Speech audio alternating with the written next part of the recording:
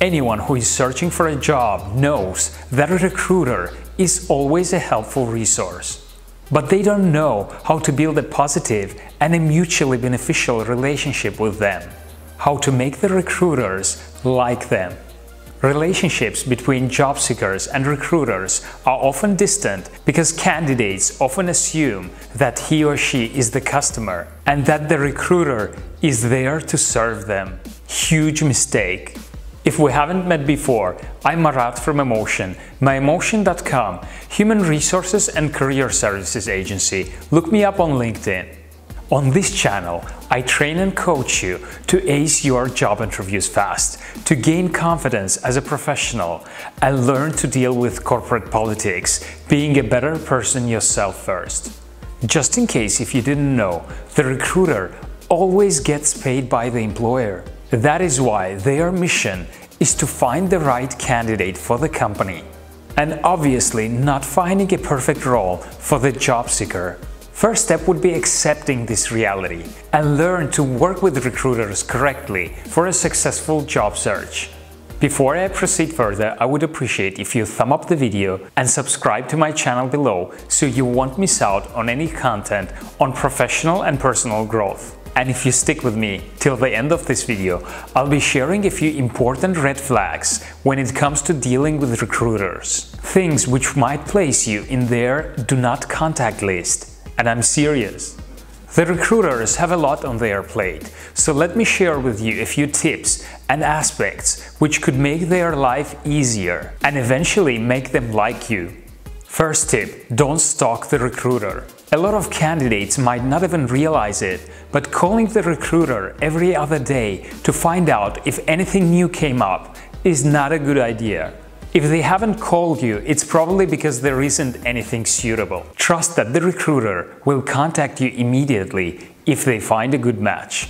Number 2. Keep your resume simple and neat. The majority of the time, your resume is the recruiter's first interaction with you. And one way to make this interaction fruitful is to keep your resume simple, clean, well formatted, and easy to read.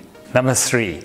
Ask for guidance, but don't expect them to do the job for you. Because of their insider perspective, recruiters can often provide you with great tips to improve your chances of landing a job. From indicating your strength as a candidate to your salary expectations, interviewing skills, and professional appearance. You need to listen to them without getting defensive.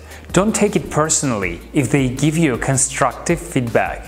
Also remember that they guide you, but they will not execute for you. Be honest with the recruiter. It's extremely important to be honest with your recruiter and to be transparent about your resume.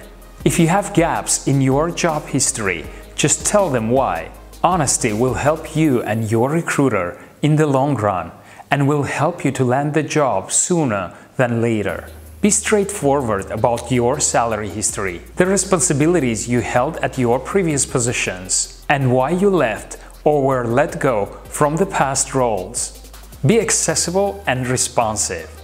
Make sure you explain your recruiter your preferred method of communication, phone, email, text message, and stick with it. If your recruiter can't reach you to schedule an interview, to deliver news or even an offer, it would have a negative effect on your chances of landing the role. Keep the recruiter informed.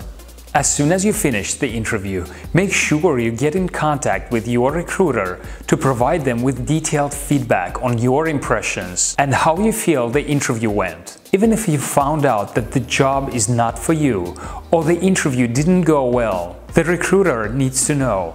Always keep them in the loop.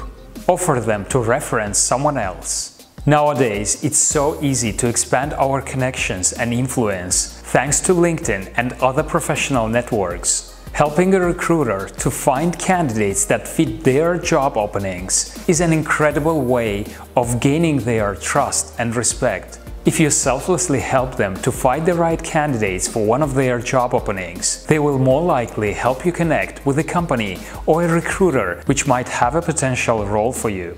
Just as I promised, here come the red flags. Some of these will make you look untrustworthy and even get you into recruiter's blacklist, which means do not contact list.